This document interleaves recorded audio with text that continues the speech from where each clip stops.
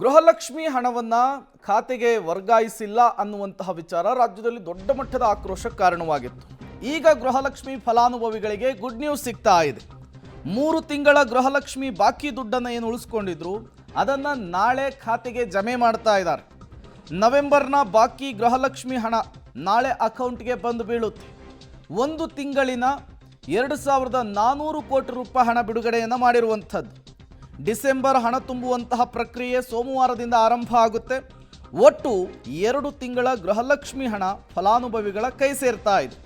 ಮಹಿಳಾ ಮತ್ತು ಮಕ್ಕಳ ಕಲ್ಯಾಣ ಇಲಾಖೆಯಿಂದ ಈಗಾಗಲೇ ಪ್ರಕ್ರಿಯೆ ಕೂಡ ಶುರುವಾಗಿದೆ. ಈ ಮೂಲಕ ರಾಜ್ಯದ ಗೃಹಲಕ್ಷ್ಮಿ ಯೋಜನೆಯ ಫಲಾನುಭವಿಗಳಿಗೆ ರಾಜ್ಯ ಸರ್ಕಾರ ಗುಡ್ ನ್ಯೂಸ್ ಅನ್ನು ಕೊಟ್ಟಿದೆ. ಪಂಚ ಗ್ಯಾರಂಟಿಗಳಲ್ಲಿ ಇದು ಕೂಡ ಒಂದು.